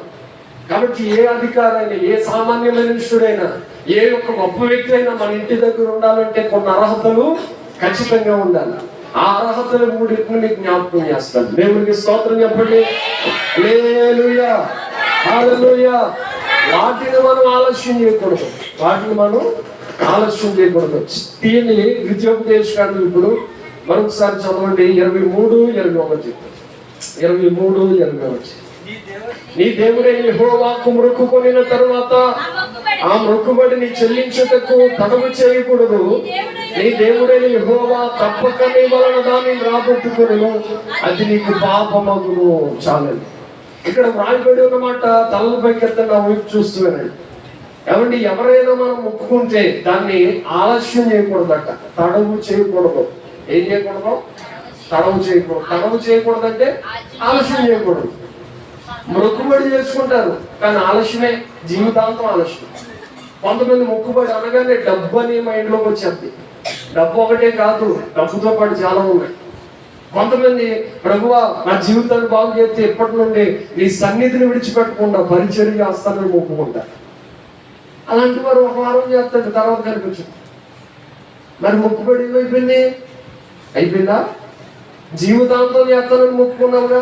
ఉదాహరణకు చెప్తున్నాను. ఒక ఆయన, నాకు తెలిసిన ఒక పాస్టర్ గారు ఒక రోజున ఎలా మొక్కుకున్నాడంట, అయ్యా ఈ అనారోగ్యం నుండి బయటపడితే ఇంకా జీవితంలో చికెన్ అనేది తినను ప్రభు అని మొక్కుకున్నాడు. ఏంటది? జీవితంలో చికెన్ అనేది చెప్పాలి. పొరలు ఏం తినని మొక్కుకున్నాడు? జీవితంలో చికెన్, నాన్ వెజ్ అనేది తినను ప్రభు అని మొక్కుకున్నాడు. చికెన్ కానీ మటన్ కానీ రెండింటిని. కాబట్టి మన ఇంట్లో బాగా ఉడికేదేంటి? చికెనే కదా. ఎక్కువ బాగా తెచ్చుకునేదేంటి? చికెనే కదా. అసలు కొన్నిసార్లు అడుగుతున్నాడంట పాస్టర్ గారి దగ్గరికి వెళ్ళి, పాస్టర్ గారు తినేమంటారా ఏంటి? కొంతకాలం ఉండలేక ఆ పాస్టర్ గారు పాస్టర్ గారి దగ్గర శిష్యారకం చేస్తున్నాడు. ఆయన దగ్గరికి వెళ్ళి పాస్టర్ గారు తినేమంటారండి. ఒకసారి కావాలని ఆ పాస్టర్ గారు కదిపి, ఒరే చికెన్ తెచ్చాక ఈరోజు తింటావా, పలవా దేశం తింటావా అని అడుగుతున్నారు. పాస్టర్ గారు మొక్కుకున్నారు కదండి, బాగున్నప్పుడు తినవచ్చు అంటారా అని అడుగుతున్నాడు. అంటే ఏంటి? తినేద్దామని. వెంటనే ఆ మాస్టర్ గారు అన్నాడు, నాశనం అయిపోతాం, తినకుండా ఉండాలంటే జీవితాంతం అని అన్నారు. దేవుడికి స్తోత్రం. హల్లెలూయా. ఆయన చికెను తినను ప్రభు అని మొక్కుకున్నాడు. ఇక జీవితాంతం చికెన్ జోలికి. కొంతమంది ఆపద వచ్చినప్పటికి ప్రభా ఇది ఇచ్చేస్తాను ప్రభా అది ఇచ్చేస్తాను ప్రభా చేసేస్తాను ప్రభా, చికెన్ తినను ప్రభా, మటన్ తినను ప్రభా, అది తినను ప్రభా, దాని దగ్గరికి వెళ్ళను ప్రభా, అపవిత్రమైన వాటిలో చేయి పెట్టను ప్రభా, నేను వాటి జోలికి వెళ్ళను ప్రభా అని ఆపద వచ్చినప్పటికి ఇష్టం వచ్చిన మొగ్గులన్నీ మొక్కేస్తాం. తర్వాత వెళ్ళిపోతున్నాను ప్రభా, మరి ఏమంటారు ప్రభా అని మరలా విడిచిపెట్టిన దాని దగ్గరికే వెళ్ళిపోయిన పరిస్థితి. ఎలా వెళ్ళిపోతే ఏమైపోతుందో తెలుసా? అది నీకు పాపం అయిపోతుందంట. అది నీకు పాపం అవుతుంది. దేవుడు నీ నుండి రాబట్టవలసిన మొక్కుబడిని ఆయన వేరొక రూపంగానైనా మరలా తీసుకుంటాడట. ఉదాహరణకు చెప్తాను వినండి. అన్నానే ఒక భక్తురాలు ఉంది బైబిల్ గ్రంథం. ఆవిడ చాలా గుడ్రాలు అవుతున్న దినాల్లో వెంటనే దైవజనుడి దగ్గరికి వెళ్ళి ప్రార్థన చేసి, దేవుడి మందిరంలో ప్రార్థన చేస్తే దేవుడు గర్భాన్ని తెచ్చి ఒక బిడ్డనిచ్చాడు. ఆవిడ గర్భం తెరవబడక మునుపు ఏమని ప్రార్థన చేసిందంటే, ఈ రోజున నాకు గనుక గర్భం తెరవబడితే నీ సన్నిధిలో నాకు ఇవ్వబడిన ప్రథమ ఫలాన్ని సన్నిధిలో అర్పించేస్తా. ఇంకెప్పటికీ నా ఇంటికి కానీ లేకపోతే నా యొక్క చుట్టుపక్కల కానీ రానివ్వని వాడిని నీ మందిరంలో ఉండిపోతాడు ప్రభా. పాలు విడిచిన తర్వాత వాడిని నీ మందిరంలో వదిలిపెట్టేస్తానని మొక్కుకుందంట. దేవుడు మొక్కుబడిన ప్రార్థన ఆలకించి చక్కటి పండంటి మగబిడ్డనిచ్చాడు. సమూయేలు అని పేరు పెట్టింది. తీసుకుని వచ్చి పాలు విడిచి దినమున పాలు విడవంగానే తీసుకుని వచ్చి అక్కడ మందిరం దగ్గర వదిలిపెట్టేసి యెహోవాకు ప్రతిష్ఠుడు అని ప్రార్థన చేసి చేయి పెట్టి వెళ్ళిపోయింది. ఒక అంగీ గుట్టించింది. సంవత్సరం ఎప్పుడన్నా గుర్తొచ్చినప్పుడు అంగీ కుట్టించుకొని వచ్చి నాన్న ఈ అంగీ తొడుక్కోవాలని వేసేదంతే. చిన్న వయసు నుండే కొంతమంది ఏమంటారో తెలుసా, మొక్కుకున్నాం కదండి, మరి ఇచ్చిన పిల్లడు కదండి, ఇప్పుడు ఇచ్చేయాలా, ఇచ్చేయాలి. అన్న ఇచ్చేసిందా లేకపోతే కొంతకాలం ఆపుకుందా? ఇచ్చేసిందండి. ఒకవేళ ఇవ్వలేదు అనుకోండి, నేను చెప్పవలసింది ఏంటంటే, ఒకవేళ ఇవ్వలేదు అనుకోండి, ఇవ్వకపోతే ఏం చెప్తాడో తెలుసు, దేవుడు ఆ బిడ్డను తీసేసుకుంటాడు. తీసేసుకోవడం అంటే పరిచయం తీసుకుంటాడో లేకపోతే దేవుని స్తోత్రం అలా తీసుకుంటాడో, ఎలా తీసుకుంటాడనే తెలీదు. ఖచ్చితంగా దేవుడు అలాగే తీసుకుంటాడు. నువ్వు మొక్కుకున్న దాన్ని నువ్వు తిరిగి చెల్లించకపోతే దేవుడు దాన్ని రాబట్టుకుంటాడు. మరలా అది ఏమైపోద్దో తెలుసా, అది నీకు పాపం అయిపోద్ది. అయితే మొక్కుకొనిన మనము మొక్కుకున్న ప్రతి వస్తువు, ప్రతి వ్యక్తి, ప్రతి ఒక్క ధనము, ప్రతి ఒక్క మొక్కుబడి మనం దేవుని మందిరంలో సమర్పణ చేసి మొక్కుకున్న వాటిని ఖచ్చితంగా దేవునికి సమర్పించేయాల్సిందే. దేవునికి స్తోత్రం కలుగుగాక. హల్లెలూయా, హల్లెలూయా. మొక్కుకున్నాము ఏంటి, సంవత్సరం అయిపోయిన తర్వాత తీర్దాములే, వచ్చే సంవత్సరం తీర్దాములే, వచ్చే సంవత్సరం తీర్దాములే వాయిదాలు వేయకూడదు. కొంతమంది వాయిదాలతోనే జీవితంతో గడిపేస్తూ ఉంటారు. మరి ఎందుకు మొక్కుకున్న ఆపదలో? ప్రసంగి గ్రంథం అంటది, నువ్వు మొక్కుకున్న దానిని దేవునికి వెంటనే చెల్లించాలి. 5వ అధ్యాయం చదవండి, 4వ వచనం. 5వ అధ్యాయం 4వ వచనం. మొక్కుకున్న దానిని దేవునికి చెల్లించాలనే మాటను మనం చూస్తాం. నీవు దేవునికి మొక్కుబడి చేసిన ఎడల దానిని చెల్లించుటకు ఆలస్యము చేయకూడదంట. ఏం చేయకూడదు? ఆలస్యం చేయకూడదు, లేట్ చేయకూడదు. బిడ్డలు మొక్కుకున్నావా, లేకపోతే నీవే దేవునికి కానుకగా సమర్పించుకున్నావా? నా బ్రతుకు దినములన్నింటినీ నేను యెహోవాకు సేవ చేస్తాను ప్రభువా, బ్రతుకుంటే నీ పరిచయంలో నమ్మకంగా ఉంటానయ్యా, అయ్యా ఏ పనున్నా ఖచ్చితంగా చేస్తాను ప్రభువా అని మొక్కుకున్నావా? లేకపోతే ప్రభువా ఈ ధనాన్ని నీ పరిచయం కొడుకు ఇస్తాను ప్రభువా అని మొక్కుకున్నావా? బిడ్డలు మొక్కుకున్నావా? ఏది మొక్కుకున్నా ఏం చేయాలి? దేవునికి వెంటనే చెల్లించాలి. ఒక ఆయన యుద్ధానికి వెళ్ళినప్పుడు మొక్కుకున్నాడండి. న్యాయాధిపతుల గ్రంథంలో మొక్కుకున్నాడు. ఏమన్నా తెలుసా, యుద్ధం భీకరంగా జరుగుతుంది, యుద్ధము చాలా భయానకమైన పరిస్థితుల్లో ఉన్నప్పుడు యుద్ధంలో విజయం వస్తే నేను నా ఇంటికి వెళ్ళినప్పుడు నా ఇంట్లో నుండి ఏదైతే బయటకు వస్తానో దాన్ని దేవునికి సమర్పించేస్తాను ప్రభు, బలి ఇచ్చేస్తానని మొక్కుకున్నాడు. వాస్తవానికి ఆయన అనుకున్నట్టాడు, ఏ గొర్రె ఏ మేకో మొత్తానికి ఎదురొద్దాం దాన్ని ఏం చేద్దామని అనుకున్నాడు. అయితే వాస్తవానికి నా ఇంటికి యుద్ధంలో విజయం వచ్చి ఆయన ఆర్భాటం చేస్తూ ఆ ఇంటికి వెళ్తున్నప్పటికీ బిడ్డ చాలా కుమార్తె లోపల నుండి బయటకు వస్తుందంట. డాడీ యుద్ధంలో విజయం వచ్చిందా డాడీ అని బయటకు వస్తూ ఉండగానే వెంటనే తన కుమార్తెను చూసి ఒక్కసారిగా కొప్పుకూలిపోయి ఏడుస్తూ అన్నాడంట, దేవా ఇదిగో నేను ఏదైనా వస్తుందేమో నన్ను మనసులో ఆలోచన చేశాను, నా కుమార్తె ఎలా వస్తుందా, ఇలా వస్తే నేను నా కుమార్తెని ఇవ్వలేను, మరొక దాన్ని ఇస్తాను బ్రోగా అని అన్నాడా? మరి ఏం చేశాడు? కుమార్తె తీసుకెళ్ళి దేవునికి మొక్కుబడి చెల్లించేశాడు. నీవు మొక్కుకున్నావు కదా, మరి మొక్కుబడి చెల్లించావా? ప్రియమైన తల్లి సహోదరుడా, లోకంలో ఉన్న వాటికి మొక్కుకుంటే మరి చెల్లించారా పాస్టర్ గారు అని అంటే, లోకంలో ఉన్న వాటిని మనం ఆధారం ఎప్పుడు కూడా చేసుకోవాల్సిన పని లేదు. మనం ఆరాధిస్తున్న దేవుడు మనల్ని అనాథులుగా విడిచిపెట్టలేదు, విడిచిపెట్టబోడు. కాబట్టి ఆయన మొక్కుకుంటే మనం వెంటనే ఖచ్చితంగా చెల్లించేది. లోకంలో ఉన్నవి మనల్ని ఎప్పుడూ వదిలేసింది. మనం వాటితో సజీవంగా ఉండవు, చనిపోయిన తర్వాత ఉండవు, పరలోకానికి నిత్య జీవానికి అవి చేర్చుకోవు. కాబట్టి వాటికి మొక్కుకోకపోయినా వదిలేసిన ప్రార్థనకు వచ్చేసిన తర్వాత ఏమండి వాటిని మొక్కుకున్నానండి మరలా తిరిగి చెల్లించేయాలంటారా, అక్కడికి వెళ్ళిపోవాలంటారా అని అంటే ఖచ్చితంగా వెళ్ళవలసిన పని ఏమీ లేదు. మరి ఏం చేయాలి పాస్టర్ గారు అని అంటే, లోకములో ఉన్నప్పుడు మొక్కుకున్నావు, లోకాన్ని వదిలేసి దేవుని మందిరానికి వచ్చావు, ఇప్పుడు మొక్కుకున్న దానిని వాటికి చెల్లించవలసిన పని లేదు. ప్రభువా నేను చేసింది అపవిత్రమైన పని, దయచేసి నన్ను క్షమించమని దేవుని సన్నిధిలో అడిగితే దేవుడు ఖచ్చితంగా నేను క్షమించి నీ పాపాన్నంతటిని కూడా తీసివేస్తాడు. స్తోత్రం కలుగునుగాక. హల్లెలూయా, హల్లెలూయా. అయితే మన దేవునికి మనం మొక్కుకున్న దాన్ని వెంటనే ఆలస్యం చేయకుండా, తడవు చేయకుండా మనం మొక్కుబడి చెల్లించాలి. చికెన్ తిన్నాను మొక్కుకున్నారా ఎవరైనా?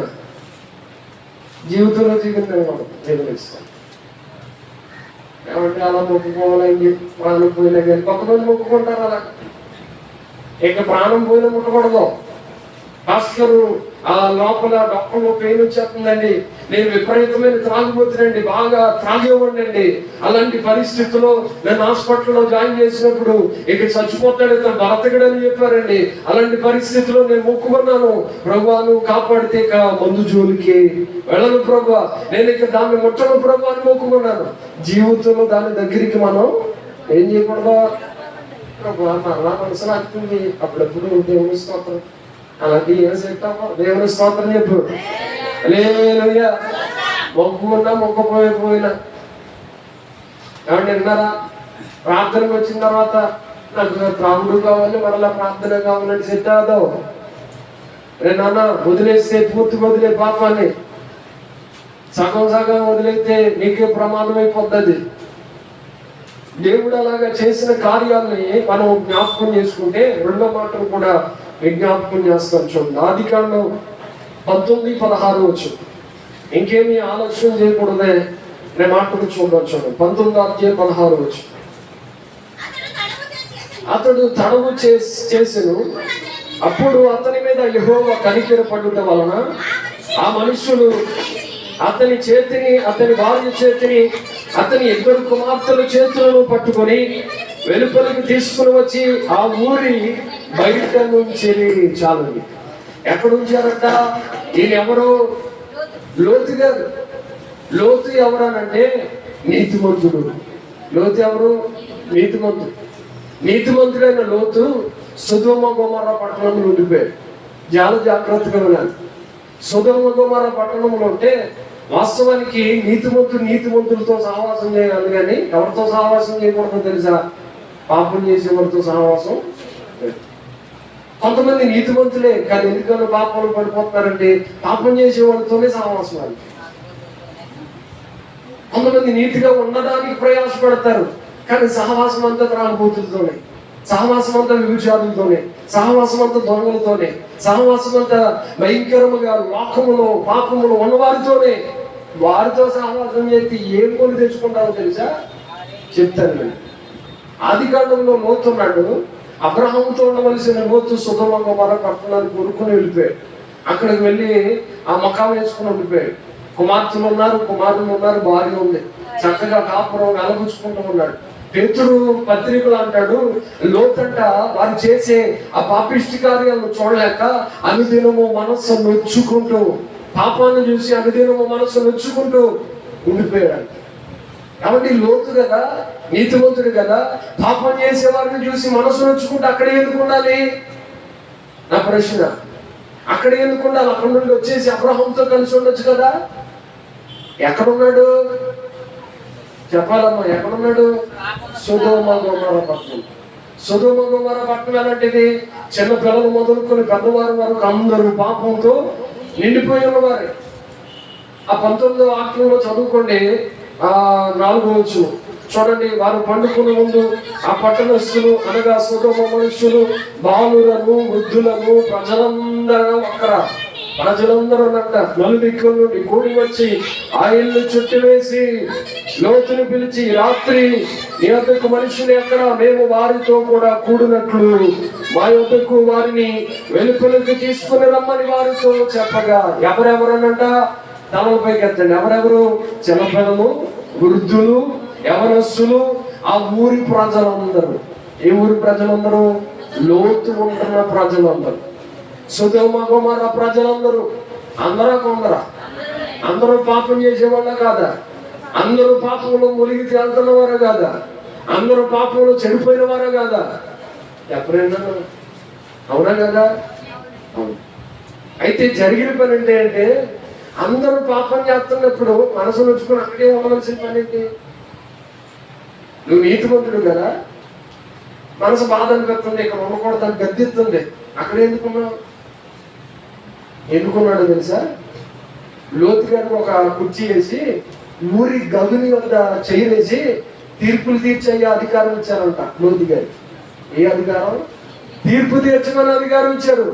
కాబట్టి అధికారానికి లోబడిపోయి పాపం చేస్తున్న వారిని ప్రతిరోజు చూస్తూ మనసు నొచ్చుకుంటూ అక్కడే ఉండిపోయాడు. కానీ అక్కడ నుండి లేచి మాత్రం కొంతమంది అధికారానికి లోబడి, కొంతమంది డబ్బుకు లోబడి, కొంతమంది పాపానికి లోబడి, కొంతమంది నీతిమంతులే కానీ అక్కడ స్పెసిలిటీకి లోబడి అక్కడే ఉండిపోతే నీకు శ్రమ ఖచ్చితంగా. నువ్వు లేచి ఆ స్థలం విడిచిపెట్టొచ్చావు, లేకపోతే దేవుని ఉగ్రత దాని మీదకి రాబోతూ ఉంది. నేను అక్కడే ఉంటానండి, బాగా సెటిల్ అయిపోయామండి మా ఫ్యామిలీ. ఏమైనా ఎకరాలు ఉన్నాయా? లేవు. లోతుకి 100 ఎకరాలు ఏమైనా సంపాదించాడు. అక్కడికి వెళ్ళిన తర్వాత పాముట్టుకోవడం తప్ప ఏం సంపాదించుకునేది లేదు. మరి ఎందుకున్నావు లోతు అని అడిగితే లోతు వేసే ఆన్సర్ ఏంటో తెలుసా? అయ్యా నేను అక్కడ ఉండడం వలన ఊరి ప్రజలందరూ నా దగ్గరికి వచ్చి తీర్పు తీర్చండి అన్నారు. పెద్దరికం ఇచ్చారు మా ఊర్లో. నేనే ఏంటది పెద్దలు నాకు వచ్చేది అని అనుకుంటున్నారు. నీకు వచ్చేయడం కాదు, అసలు వచ్చిన ఆయన చెప్తున్నాడు, ఒరే బాబు నాకు పెద్దరికం వచ్చిందిరా, నేను అక్కడ ఉండిపోవడం బట్టి నా కుటుంబం అంతా నాశనం అయిపోయింది. కొంతమంది అధికారం అంటే ఎంత ఇచ్చానంటే అసలు ఉన్న వాళ్ళని తాగలెట్టేస్తారు, లేని వాళ్ళని అంటించేస్తారు. అక్కడ ఇచ్చేందుకు నీకు నీతిమంతుడు కదా, అక్కడ ఉన్న వాళ్ళందరూ చనిపోయారని అర్థమైపోతుంది కదా, అక్కడ వదిలిపెట్టి బయటకు వచ్చేయచ్చు కదా.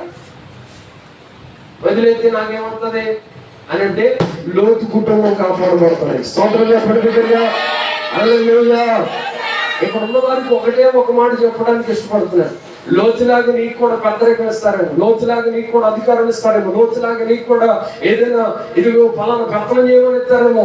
వద్దండి, నేను దీనికి శక్తి కాదు, నా వల్ల కాదు, నేను వీరితో కలిసి ఉండలేను, అక్రమం చేయవారితో నాకు శక్తి అవ్వదండి అని వదిలేసి వస్తే నేను బ్రతుకుతాను. స్తోత్రం చెప్పి హల్లెలూయా.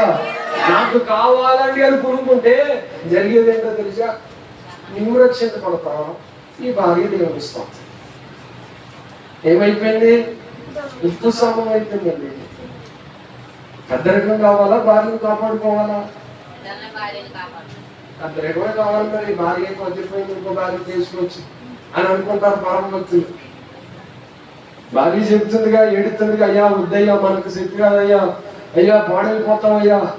నేను చేతులు జోడిని చెప్పే మాట ఏంటో తెలుసా? అందరూ పెద్దరికం తీసుకున్న తర్వాత తాగేసి భయంకరంగా అక్కడక్కడ దొల్లేసేవారే తప్ప ఒక్కడ మంచోడు అనేవాళ్ళు ఒక్కడ కనిపించారు.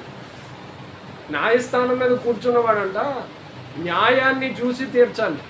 రెండవది డ్రింక్ చేయకూడదు. డ్రింక్ చేస్తే పని అవుతుంది. అక్కడ అందరూ డ్రింక్ చేసి వచ్చి కూర్చోవడమే. ఇక్కడేం న్యాయం జరుగుతుంది అంటే లోకం అంతా అలాగే ఉందండి. పోలీస్ స్టేషన్ దగ్గరికి వెళ్ళినా అలాగే ఉంటారండి, కోర్టుకి వెళ్ళినా అలాగే, కోర్టులో అలా సెట్ అవుతుందండి. డ్రింక్ చేసి వస్తే కుదరదు. అక్కడ ఎక్కడికి వెళ్ళినా మరి అలాగే ఉందండి. మేము కూడా అందుకని డ్రింక్ చేసి వచ్చే తీర్పు తీరుతామండి. డ్రింక్ చేసేవాడు న్యాయానికి సెట్ కాడో, సెట్ అవ్వడం వాడు. దేవుని వాక్యం అంటుంది, న్యాయ శాసనం ముందు కూర్చునేవాడంట జడ్జిగా, లేకపోతే తీర్పరిగా, అధికారిగా కూర్చునేవాడు న్యాయమో కాదో వివరంగా తెలుసుకున్న తర్వాత వాడు ఆ న్యాయాన్ని బట్టి ఇంట్లో వాడైనా శిక్ష వేయాలి. అలా చేస్తున్నారండి? అలా జరుగుతున్నాయా? ఇంట్లో వాళ్ళకైనా శిక్షించే అంత అధికారులు నమ్మకమైన వారు కనిపిస్తున్నారు భూమి మీద. వాడంటే వాడి కుటుంబ సభ్యుడు అంటే చాలు తప్పించేస్తున్నారంటే ఎక్కడ న్యాయం జరుగుతుంది? మరి వాళ్ళతో కూర్చుంటావు, వాళ్ళతో నువ్వు కూడా పెత్తనం చేస్తావు, వాళ్ళతో కలిసి వాళ్ళు చేసినప్పుడు నువ్వు కూడా మరి తాగాలిగా, వాళ్ళు చేసినప్పుడు తినాలిగా, వాళ్ళు పెట్టిందల్లా నువ్వు కూడా చేతులు కలపాలిగా, వాళ్ళు అబద్ధం ఆడితే నువ్వు కూడా ఏం చేయాలి? అబద్ధం ఆడాలిగా. మరి వాళ్ళతో కలిసి ఉన్నప్పుడు ఆ పాపం నీకు అంటుకోవడం దానికి గ్యారంటీ ఏమైనా ఉంటుందా? ఖచ్చితంగా అంటుకుంటది. బాబో ఇది నాకు పాపం, ఇది శ్రమ, ఇది కొని తెచ్చుకున్న పాపం, నా చేతులతో నేను ఎందుకు తెచ్చుకోవాలి, తెలుసో తెలియనప్పుడు నేను చేశాను, అది మరలా నేను చేయను, నాకు శక్తి అవ్వదు, వాటితో నేను కలిసి ఉండలేను అని వదిలేసి వస్తేనే మనం దీవించబడతాం. స్తోత్రం కలుగునుగాక.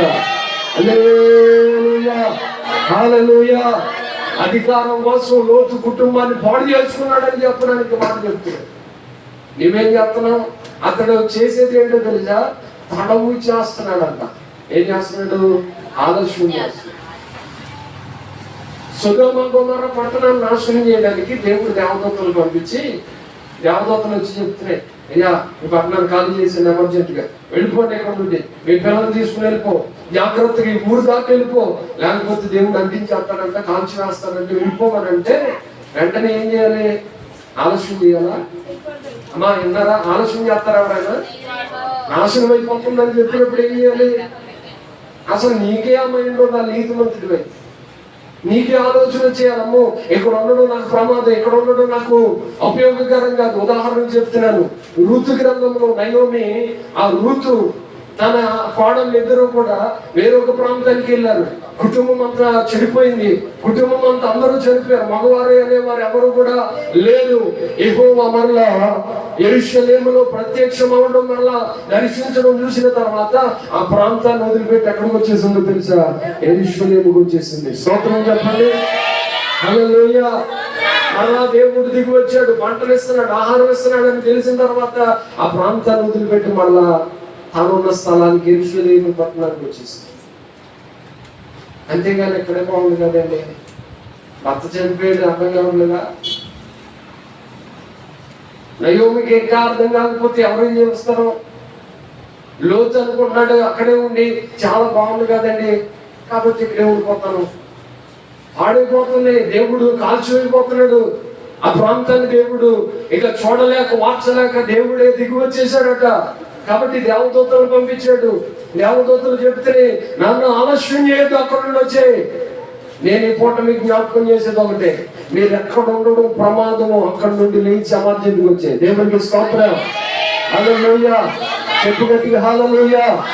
నువ్వు ఎక్కడ ఉండడం ప్రమాదకరంగా ఉందో, ఏ యొక్క అపవిత్రమైన కార్యాల దగ్గర ఉండడం ప్రమాదకరంగా ఉందో, ఏ యొక్క ఆ భయంకరమైన బానిసత్వం బ్రతుకులో ఉండడం ప్రమాదకరంగా ఉందో, అక్కడి నుండి లేచి వస్తేనే నీకు ఉపయోగం. నేను వదిలిపెట్టలేనండి, అధికారం ఉంది కదండి, నాకు పలుకుబడి ఉంది కదండి, నేను వదలలేనండి అని అంటే మరి ఏం చేయలేదు.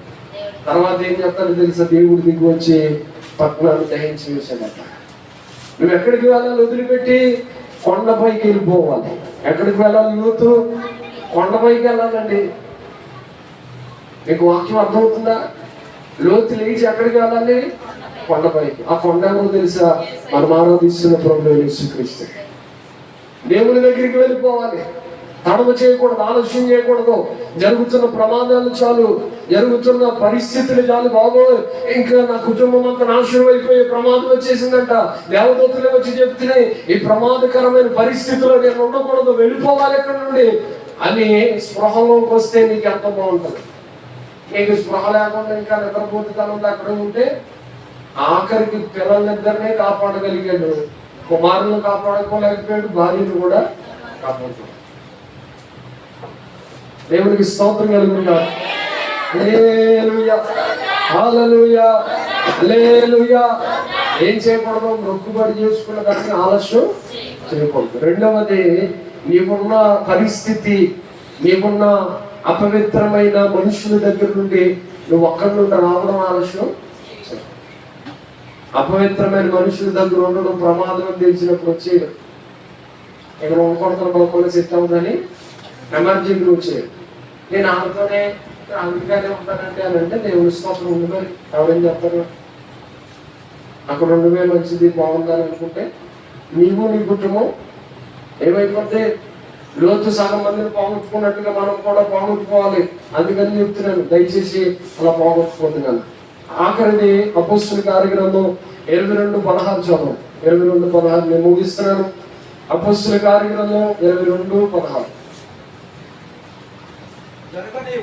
గనుక నీవు తడువు చేయుట ఎందుకు లేచి ఆయన నామమును బట్టి ప్రార్థన చేసి బాప్తిస్మము పొంది నీ పాపములను కడిగి వేసుకొనమని చెప్పాను.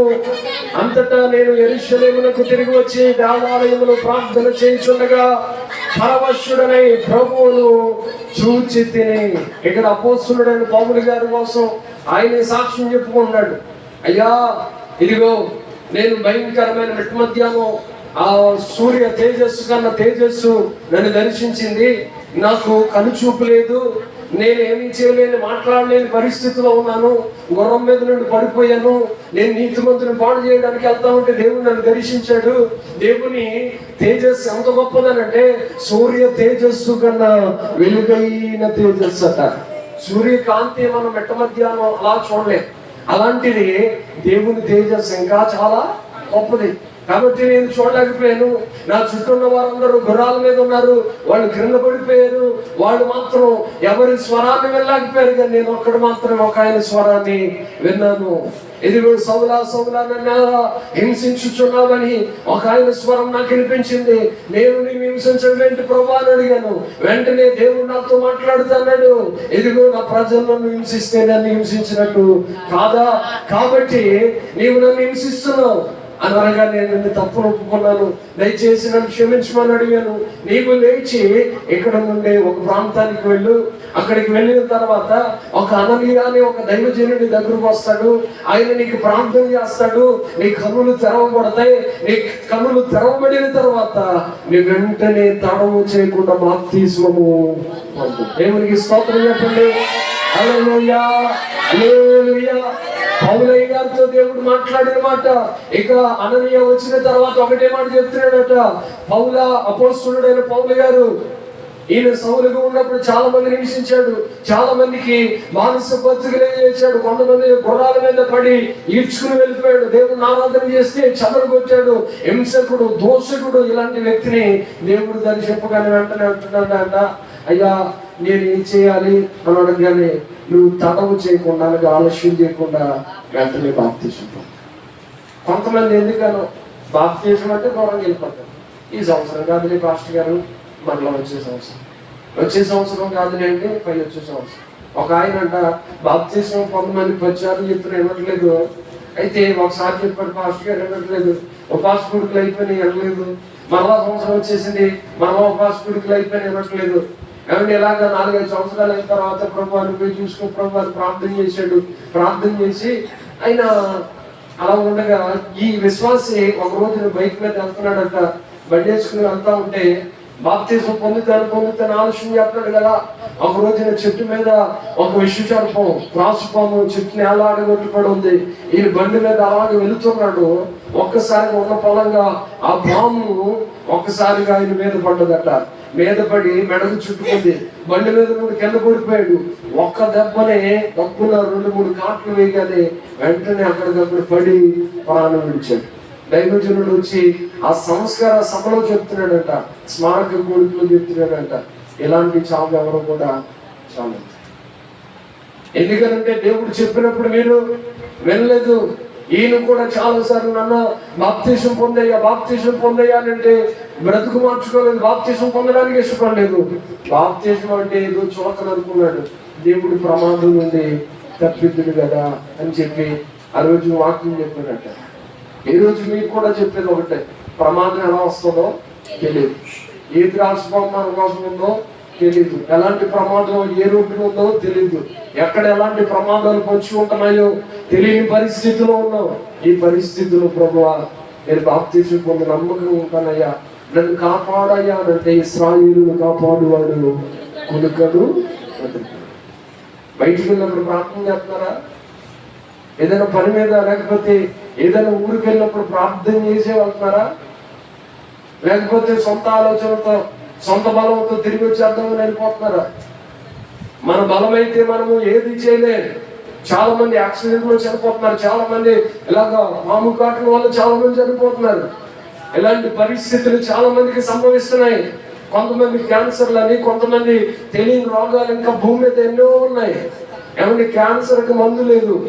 ఒక స్టేజ్ 2 స్టేజ్లు దాటితేనంట క్యాన్సర్ నయం చేయడం ఎవరి తరము కూడా కాదు. డాక్టర్లు కూడా మా వాళ్ళ కదని చేతులు ఎత్తేస్తున్నారు. క్యాన్సర్ ఎలా వస్తుందో కూడా భూమి మీద ఇప్పటికీ చాలా మందికి అర్థం కాని పరిస్థితిలో ఉంది. కాబట్టి మీ అందరికీ చెప్పేది ఒకటే, బాప్తిసం పొందడానికి ఎందుకు తడవ చేస్తున్నాం ఆలోచన చేస్తున్నాం. బాప్తిసం అంటే మరలా విడిచిపెట్టేసి మరలా అంటించుకోకూడదు అంటారు కదండి, ప్రార్థనకి రావాలంటారు కదండి, వాళ్ళ కాదండి అని అంటావా? బాప్తిసం పొందడం అంటే మా ఇంట్లో వాళ్ళు ఒప్పుకోరండి, మనం ఏం తప్పు చేయట్లేదు కదా. ఏమంటే బాప్తిసం అంటే మనం ఏది మోసం చేయడమో లేకపోతే అన్యాయం చేయడమో కాదు కదా. బాప్తిసం పొందడం అంటే నీతిగా బ్రతకడానికి నిర్ణయించుకున్నట్టు. స్తోత్రం కలుగును గాక. హల్లెలూయా. కాబట్టి బాప్తిసం పొందగలిగిన మీరు పొందకుండా ఉండు. మీరు బాప్తిసం పొందండి. కొంతమంది బాప్తిసం అయితే పొందారు కానీ మారు మనసు లేదు. మీరు మారు మనసు పొందండి అయ్యా, బ్రతుకులు మార్చుకోండి, దేవునికి ఇష్టంగా బ్రతకండి. దేవుడు చాలా సమీపంగా ఉన్నాడు.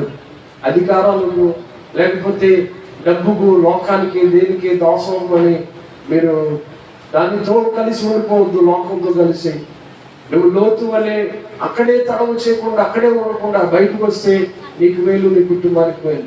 అలాగే మొక్కుకొని దాన్ని ఆలస్యం చేయకుండా ఉంటే నీకు, నీ కుటుంబానికి మేలు. మూడవదిగా బాప్తిసం పొందవలసిన నీవు ఎన్నిసార్లు చెప్పినా పొందకుండా ఉండడం ప్రమాదం. బాప్తిసం వెంటనే పొందడం చాలా మేలు. అలా పొందుతారని ఆశిస్తూ నేను కొద్ది మాటల్లో మన వెనుకల్లో దేవుడు దీవించి ఆశీర్వదించును గాక. ఆమేన్. ఇంకా బాప్తిసము సరైన మారు మనసు లేని వారందరూ మోకరించి ఒక మాట ప్రార్థన చేయండి. ప్రభువా, నేను పాపాన్ని విడిచిపెట్టలేదు, ప్రభువా జాగ్రత్తని విడిచిపెట్టలేదు, వ్యభిచారాన్ని విడిచిపెట్టలేదు, అలోక సంబంధమైన సహవాసాన్ని నేను వదులుకోలేదు, ఇంకా నేను వాటిలో నేను కలిసి మెలిసి ఉండిపో